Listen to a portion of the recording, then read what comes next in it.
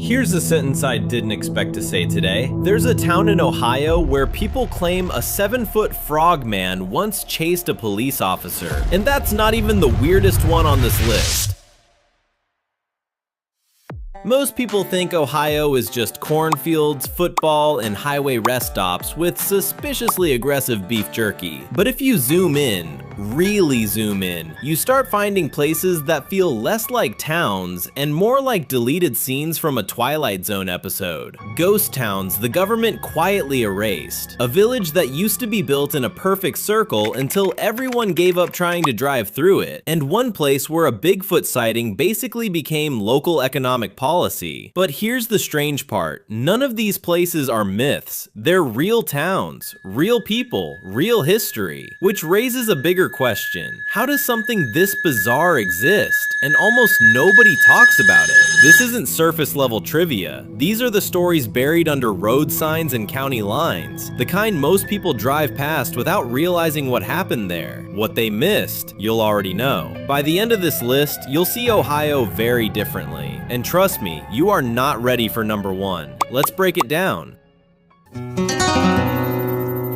Number 10. Loveland. If you stand near the Little Miami River long enough in Loveland, Ohio, someone will eventually tell you about a giant frog that walks like a human. Not a joke, not a mascot, a cryptid. And according to multiple witnesses, including a police officer, it might have been real. Now, on paper, Loveland looks completely normal. Population, about 13,000 people. Median home price, roughly $380,000, which is actually higher than the Ohio average. Crime rate, about 60% lower than the national average, making it one of the safer suburbs outside Cincinnati. Median household income, around $98,000, which means the average resident is doing pretty well. So statistically speaking, Loveland is calm, safe, and borderline wholesome. But then, the Frogman shows up, the legend that refuses to die. The story starts in 1955 when a businessman driving along Riverside Drive claimed he saw 3 humanoid frogs standing upright under a bridge. Naturally, he did what any rational person would do. He slammed the brakes and stared. One of the creatures allegedly raised a wand-like object that shot sparks. Yes, a spark-shooting frog. Which sounds ridiculous until something strange happened years later. In 1972, a Loveland police officer reported seeing a large creature crouched by the road near the river. When he approached it, the thing reportedly stood up on 2 legs and climbed over a guardrail toward the water. Another officer later confirmed seeing something similar that same night. Now, skeptics say it was probably a large escaped iguana, which raises a fair question. What kind of iguana stands up, makes eye contact, and calmly hops toward a river like it pays property taxes there? The real Loveland. Here's the twist most people miss. Loveland isn't some creepy abandoned town leaning into the paranormal for attention. It's actually one of the most desirable small towns near Cincinnati, ranked among the best places to live in Ohio for families. More than 70 miles of connected bike trails run through the town via the Little Miami Scenic Trail. Tourism spikes every summer thanks to kayaking and outdoor recreation. The historic downtown area has quietly become a brewery and restaurant hub, which means the Frogman legend exists in the middle of a town that otherwise feels like a Hallmark movie set with better beer. What the legend did to the town. Instead of ignoring the story, Loveland leaned into it hard. There are Frogman festivals, Frogman merch, Frogman murals, and local businesses selling frog-themed everything. A Reddit user from the area summed it up perfectly. Loveland is beautiful, safe, and full of bike trails, but everyone still checks the river at night just in case. That's marketing you can't buy, because weird stories create identity, and identity brings visitors. Let me just say this. If you're a 7-foot amphibious cryptid trying to stay hidden, Loveland is a terrible place to live. The town has cyclists, kayakers, hikers, dog walkers, photographers, and at least one guy with a drone filming sunsets every night. You can't even sneak across the river without someone posting, "Hey guys, pretty sure Bigfoot's weird frog cousin just crossed the bike trail." Worst stealth strategy ever. Loveland proves something interesting. Sometimes the strangest legends monsters don't come from isolated ghost towns. They come from places that otherwise look perfectly normal. And if you think a frog cryptid is weird, the next town on this list somehow made weird its entire identity. Number 9. Put-in-Bay. Here's a strange contradiction. One of the most important war memorials in America sits on an island that turns into a floating college party every weekend. Welcome to Put-in-Bay, Ohio. This tiny village sits on South Bass Island in Lake Erie, about 3 miles from the Canadian border. Permanent population, roughly 140 residents. But then summer shows up, and suddenly the place explodes to 10,000 to 15,000 people on busy weekends, which means a town smaller than most high schools temporarily becomes one of the wildest party zones in the Midwest. The island that changes personality. On paper, Put-in-Bay is surprisingly peaceful. Crime rates are relatively low during the off-season. Median home values hover around $420,000, which is high for Ohio, mostly because, well, island property. Tourism drives almost the entire local economy, with hospitality and seasonal work dominating the job market. And the island is home to Perry's Victory and International Peace Memorial, a 352-foot monument commemorating the War of 1812 naval battle that secured control of Lake Erie. So you've got historic monument, beautiful lake views, quiet island charm. But then Friday night hits, and the entire place basically turns into Margarita Island, the real weirdness. Here's what nobody tells you. Put-in-Bay operates on 2 completely different timelines. October through April, peaceful island life, golf carts, quiet streets, locals who know everyone. May through September, absolute chaos. The harbor fills with hundreds of boats, bars open early, and golf carts become the island's version of taxis. Yes, golf carts. The main form of transportation during peak season is essentially drunk Mario Kart. And surprisingly, it mostly works. Tourism here brings in millions in seasonal revenue, but it also means the population multiplies nearly 100 times on summer weekends. That's not growth, that's a temporary invasion. I just want to talk about the golf cart situation for a second. Put-in-Bay has thousands of visitors driving rental golf carts around a tiny island after a day of lakefront cocktails. Now imagine a normal city, but every Uber is replaced with a golf cart and nobody remembers where they parked. It's basically a real-life Mario Kart level, except the banana peels are replaced with spilled margaritas. Somehow this works. I don't understand how, but it does. Put-in-Bay proves something weird about small towns. Sometimes the strangest places aren't the quiet ones. They're the ones that transform completely, depending on the season. Would you spend a summer weekend here? Yes or absolutely yes? Number 8. Helltown. Here's a strange headline that sounds fake, but isn't. In the 1970s, the US government quietly bought an entire Ohio town. Houses, streets, farms, churches, and then people started calling it Helltown. No, that wasn't the official name. The real place is Boston Township, tucked inside what is now Cuyahoga Valley National Park, about halfway between Cleveland and Akron. But what happened here created rumors so strange that the nickname stuck. And the weird part? The truth is almost as unsettling as the myths. The town that slowly disappeared. Boston Township started like a lot of Midwestern towns. Founded in the early 1800s. Built around the Ohio and Erie Canal. Small farms, quiet roads, tight communities. For nearly 150 years, life here was normal until 1974. That's when the federal government launched a major project to create what would eventually become Cuyahoga Valley National Park. Through a program called the National Park Expansion Initiative, the government began buying private land across the valley, and Boston Township sat right in the middle of it. So one by one, properties were purchased, families moved out, homes were abandoned, entire streets emptied. Within a few years, large parts of the township were basically ghost neighborhoods, which is when the rumors began. The birth of Helltown. Empty houses houses attract curiosity. Curiosity attracts imagination. Soon, local legends started spreading. A mutated chemical spill creating deformed animals. A haunted school bus hidden in the woods. Secret satanic cult meetings in abandoned churches. Government quarantine zones. And suddenly, a quiet valley town had a new name. Helltown. Now, here's the twist. Most of those stories are completely made up, but the atmosphere that created them, very real.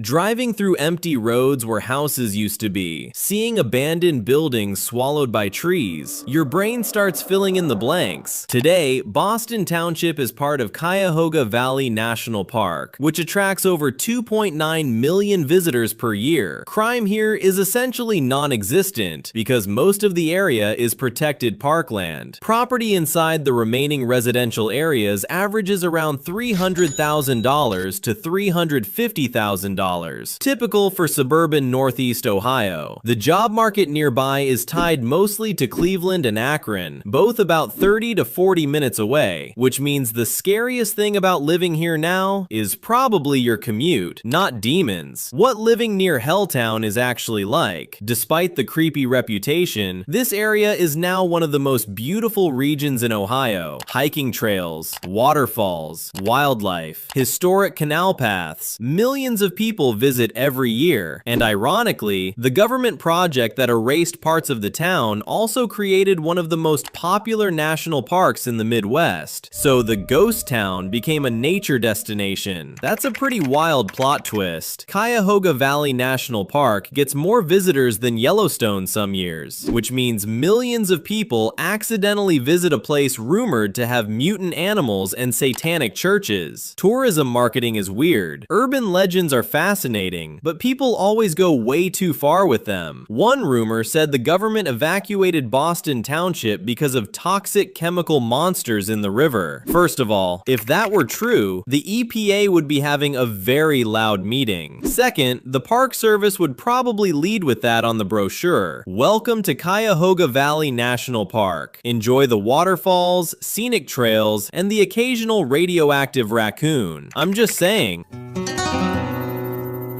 Number 7. Knockemstiff. Let's start with a sentence that sounds like a joke, but it's a real place. There is a town in Ohio called Knockemstiff. And before you ask, yes, that is the official name. No, nobody knows exactly where it came from, and yes, locals are very used to people laughing when they first hear it. Welcome to Knockemstiff, Ohio, a tiny unincorporated community in Ross County, about 70 miles south of Columbus. Population? That's actually hard to pin down. Estimates suggest a few hundred residents at most, scattered across rural farmland and wooded hills, which means the name might be the loudest thing about the place. But the story behind it is surprisingly complicated. Knockemstiff sits in Appalachian Southern Ohio, a region known for beautiful hills, tight-knit communities, and unfortunately, decades of economic struggle. The area's median household income in Ross County is around $55,000, below the national average. Housing, though, is cheap by modern standards. Median home values hover around $150,000, and some rural properties go for far less. Crime rates in the region vary, but small communities like this tend to experience mostly property-related incidents rather than major violent crime. Employment opportunities? Mostly tied to Chillicothe, the nearest small city about 20 minutes away, where healthcare, corrections facilities, and manufacturing provide most local jobs. So the town's weird reputation doesn't come from paranormal legends, it comes from the name and the stories people attach to it. The name nobody can fully explain. There are several theories about where Knockemstiff got its name. One story claims a preacher once warned his congregation to knock 'em stiff if the devil came calling. Another says it came from a local tavern brawl where the bartender allegedly told patrons to knock troublemakers stiff. And the most believable theory? It was just a dark-humored nickname that stuck around long enough to become official. Because rural towns sometimes do that, they lean into the joke. For a place so small, Knockemstiff actually has a surprisingly big cultural footprint. Author Donald Ray Pollitt grew up here and wrote a critically acclaimed book called Knockemstiff, a collection of gritty short stories based loosely on life in the area. The book eventually helped inspire the Netflix film The Devil All the Time. So this tiny crossroads community somehow ended up influencing Hollywood storytelling. Not bad for a place most maps barely label. I just want to imagine the meeting where this name became official. Alright folks, we need something welcoming for the town sign. And someone raises their hand and says, how about Knockemstiff? And instead of saying absolutely not, the entire community just went, yeah, that'll do. Branding strategy, maximum confusion. Imagine telling your GPS where you live. Hey, where are you from? Oh, I'm from Knockemstiff. Now imagine saying that to customer support, airport security, or a confused Uber driver. At some point you just give up and say, look, it's near Chillicothe, please stop asking questions. Some towns are hard to spell. This one is hard to explain. Knockemstiff proves something interesting about small towns. Sometimes the weirdest thing about a place isn't the history, it's the name someone forgot to change. Number 6. Circleville. Here's something you don't hear every day. There's a town in Ohio that was once designed as a perfect circle. Not a metaphor, not a nickname, an actual geometric circle. Streets curved around it, buildings followed the shape. The entire town layout looked like someone tried to design a city using a compass and a ruler. Welcome to Circleville, Ohio, a town that literally lived up to its name. And believe it or not, the circle didn't last. The city that tried to outsmart geometry. Circleville sits about 25 miles south of Columbus in Pickaway County and has a population of roughly 14,000 residents. Median home values here hover around $220,000, well below the national average, making it one of the more affordable small towns near the Columbus metro area. Median household income sits around $65,000, and unemployment rates typically track slightly below the national average thanks to manufacturing, logistics, and nearby Columbus job opportunities. Crime rates are fairly modest too, about 20 to 25% lower than the national average for violent crime. So on paper, Circleville is a pretty stable small town, but the original city planners had a wild idea. Back in 1810, Circleville was designed around a massive ancient Hopewell earthwork circle, built centuries earlier by Native American cultures. Instead of removing it, the early planners decided to build the town around it, which meant a giant circular park in the center, streets radiating outward like spokes on a wheel, houses and buildings following curved roads. Architecturally, very cool. Practically, a nightmare, because navigating a circular road system in the 1800s was about as intuitive as assembling IKEA furniture without instructions. Eventually, residents voted to demolish the circular layout in the mid-1800s and replace it with a standard street grid. Yes, the town literally bulldozed its own design. Today, Circleville looks like a normal Midwestern town, but its strange origins gave it something unexpected, a reputation for celebrating one very specific thing: pumpkins. Circleville hosts the famous Circleville Pumpkin Show, one of the largest fall festivals in the Midwest. Each year it draws over 400,000 visitors, nearly 30 times the town's population, which means for 1 week every October, this quiet town turns into a pumpkin-themed carnival with giant gourds, parades, and enough pumpkin pie to fuel an army. So the town that once revolved around a circle now revolves around pumpkins. Honestly, that's an upgrade. Let's talk about pumpkin overload for a second. During the pumpkin show, you can get pumpkin donuts, pumpkin burgers, pumpkin chili, pumpkin ice cream, pumpkin coffee. At some point, someone looked at a pumpkin and said, what if we turned this into literally everything? I'm convinced if the festival lasted 1 more week, someone would try to make pumpkin gasoline. Circleville proves something fascinating. Sometimes the weirdest ideas in history aren't the ones that lasted. They're the ones people tried and then quietly abandoned. And if you think tearing down a circular city is strange, the next place on this list basically rebuilt itself just to live in the past.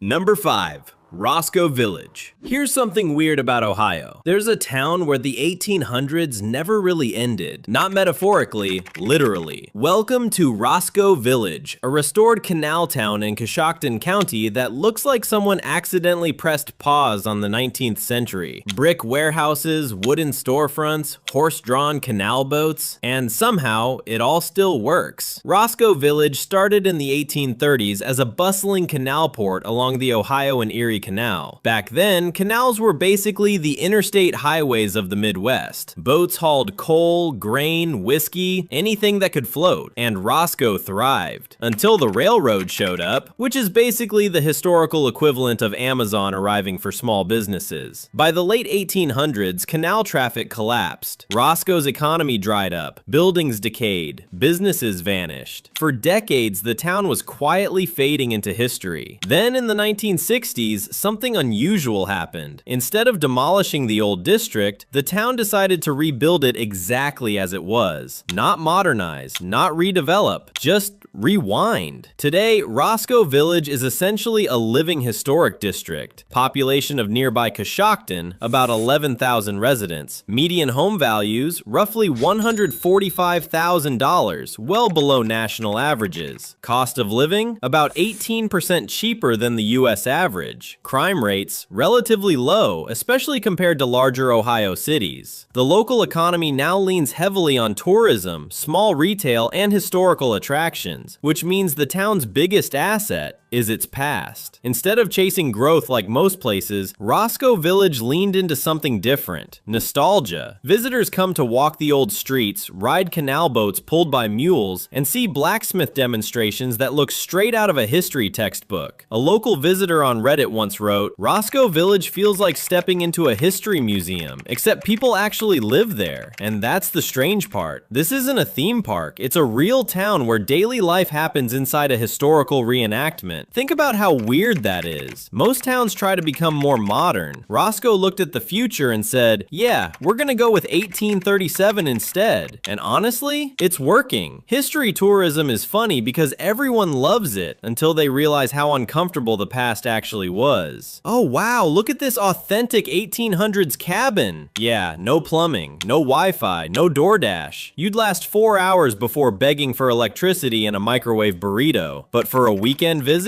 it's pretty great. Picture walking through Roscoe Village early in the morning. Cobblestone paths, old brick buildings glowing in the sunlight. You hear the creak of a canal boat rope and the slow clip-clop of mule hooves pulling a boat down the waterway. For a second, it genuinely feels like you stepped into another century. Then someone walks past holding a smartphone and ruins the illusion. Built 1830s to restored 1960s to still standing. Here's the strange contrast. Some places fight crime, decline, or urban chaos just to survive. Roscoe Village survived by doing the opposite. It simply stopped trying to be modern, and somehow that worked. If you're enjoying this video, hit like, mostly so the algorithm stops recommending videos about lawnmowers and conspiracy theories, and subscribe, because learning about weird towns might accidentally save you from moving somewhere boring. Just saying.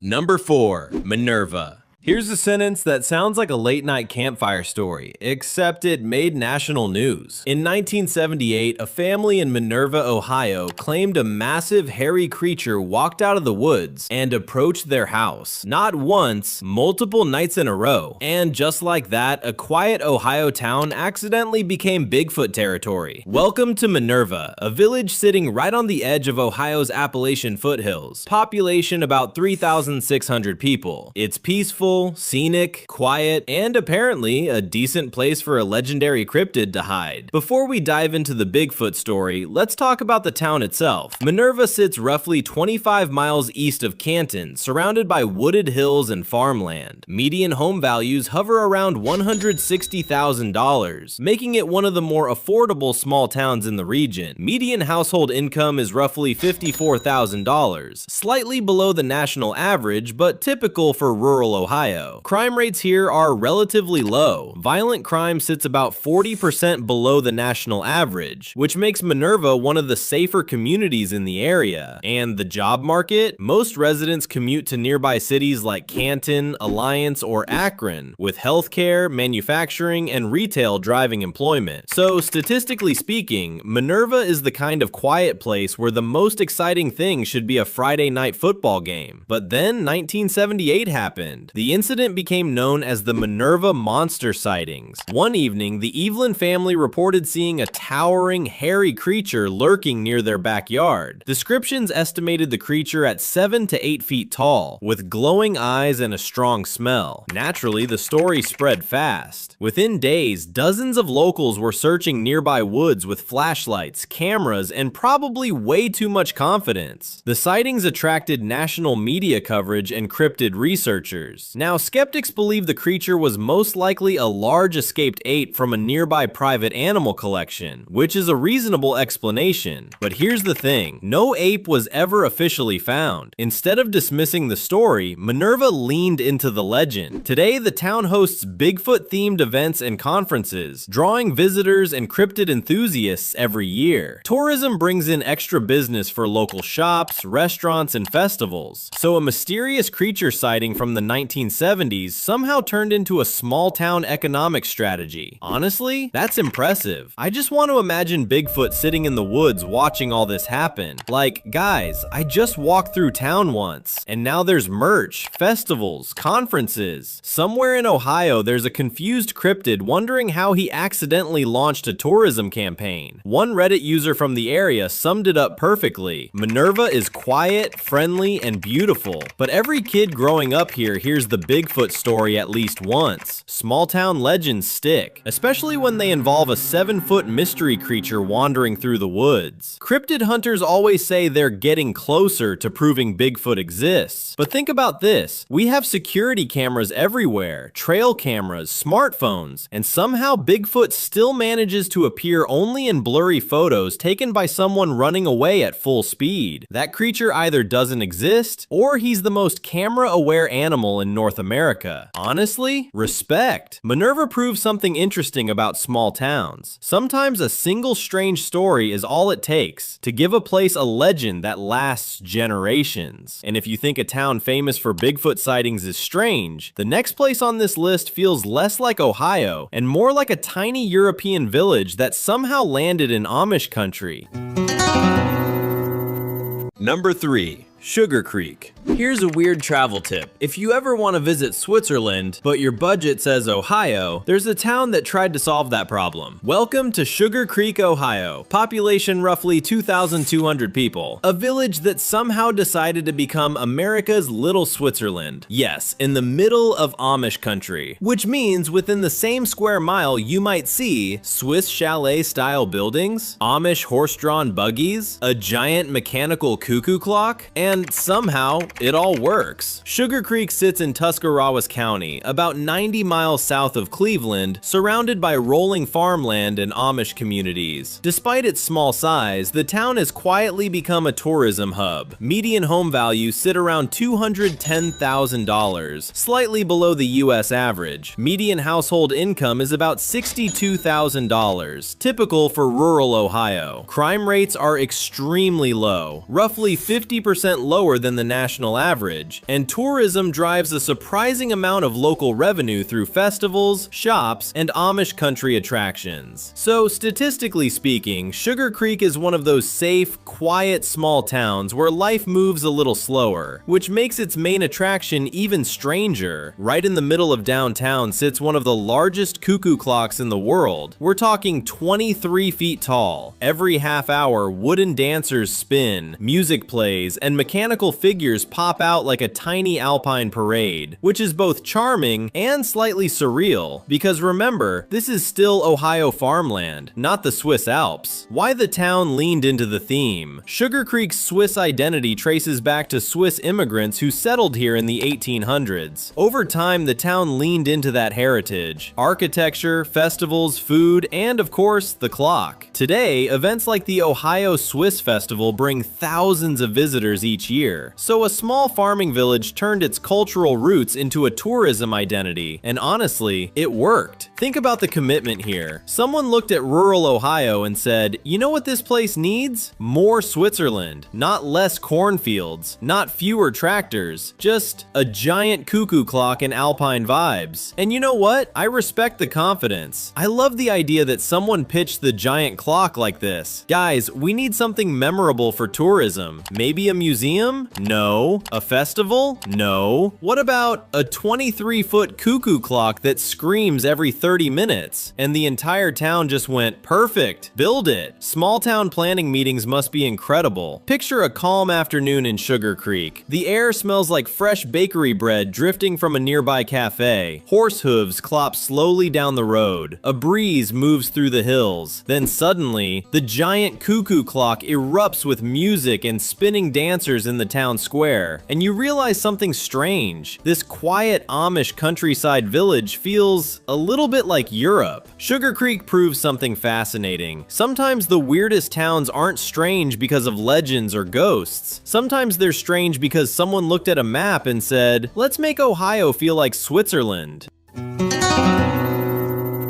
Number 2. Gallipolis. Here's a history story that sounds like the worst real estate deal in human history. In 1790, hundreds of French settlers crossed the Atlantic expecting to arrive in a thriving new American paradise. Instead, they found wilderness, legal chaos, and land they technically didn't even own. Welcome to Gallipolis, Ohio, literally meaning City of the French, a town founded on one of the strangest colonization mistakes in early American history. Gallipolis sits along the Ohio River in southeastern Ohio, right on the border with West Virginia. Population today, about 3,200 residents. Median home prices hover around $140,000, making it one of the more affordable small towns in the region. Median household income sits around $47,000, reflecting the broader economic challenges across parts of Appalachian Ohio. Crime rates are generally moderate for a small town, with violent crime remaining relatively low, but property crime appearing occasionally in older downtown areas. Employment in the region largely revolves around healthcare, education, and manufacturing, with many residents commuting to nearby towns or across the river into West Virginia. So on paper, Gallipolis is a quiet river town with historic charm, but its origin story is absolute chaos. In the late 1700s, land speculators in Europe sold French citizens a dream: cheap land in the Ohio Territory,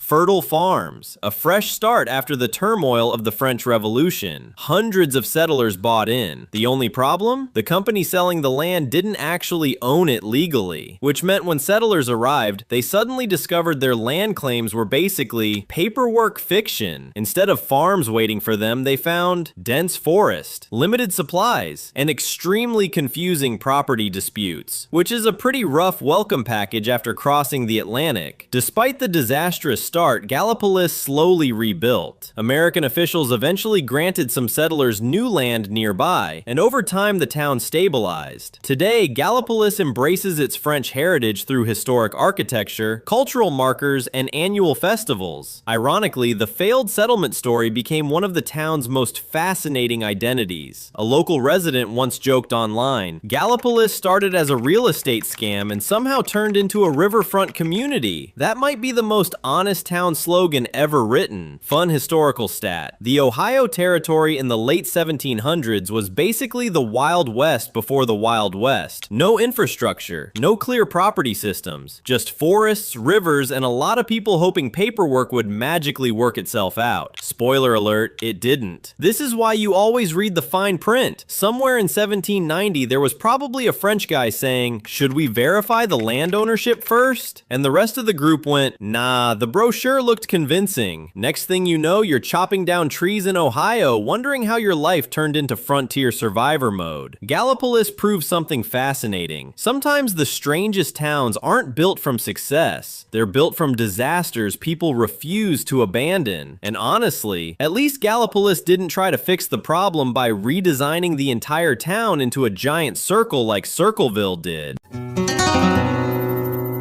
Number 1. Peninsula. Here's a weird geographic situation you don't see very often. There's a town in Ohio that didn't move, but somehow the entire national park moved around it. Welcome to Peninsula, Ohio. Population roughly 560 residents. A tiny village sitting right in the middle of Cuyahoga Valley National Park. Not next to it, not near it, inside it. Which means millions of tourists visit the park every year and drive straight through someone's hometown. Peninsula sits between between Cleveland and Akron, tucked deep in the scenic Cuyahoga Valley. Today, the surrounding national park attracts about 2.9 million visitors per year, making it one of the most visited national parks in the United States. Meanwhile, the town itself remains extremely small. Median home prices hover around $340,000, noticeably higher than many small Ohio towns thanks to its unique location. Median household income is roughly $78,000, boosted by tourism, small businesses, and proximity to larger metro job markets. Crime rates are extremely low, about 60% lower than the national average, which makes sense when your neighbors are mostly hikers and park rangers. And local employment? A mix of tourism, hospitality, and commuters traveling 30 to 40 minutes to Cleveland or Akron. So yes, you can technically live in a national park village and still work a normal job in the city, which is kind of surreal. Peninsula actually existed long before the national park. The town began as a canal stop in the early 1800s along the Ohio and Erie Canal, serving travelers and cargo boats moving through the valley. But in the 1970s, the federal government created what would eventually become Cuyahoga Valley National Park. Instead of relocating Peninsula, they simply built the park around it, which means the town is now completely surrounded by protected wilderness. That's rare, very rare. Living in Peninsula means your backyard basically connects to forest trails, waterfalls, historic canal paths, the Cuyahoga Valley Scenic Railroad. So your daily commute might involve driving past kayakers, cyclists, and deer crossing signs. One local Reddit user described it like this: "It's like living in a national park gift shop, but you actually get to stay after closing." That's honestly the best description I've heard. Tourists in national parks always do the same thing. They'll drive 300 miles for nature, then immediately complain there's no cell signal. Of course there's no signal. You're standing in a forest surrounded by waterfalls and wildlife. Put the phone down and enjoy the scenery for 5 minutes. Your Instagram will survive. Peninsula proves something fascinating. Sometimes the weirdest places aren't the loudest ones. They're the quiet towns hiding inside places millions of people visit without realizing someone actually lives there. If you enjoyed this list, hit like, mostly so the algorithm knows people still appreciate weird geography, and subscribe because learning about strange towns is a surprisingly effective way to avoid moving somewhere boring. Consider it a life decision prevention strategy.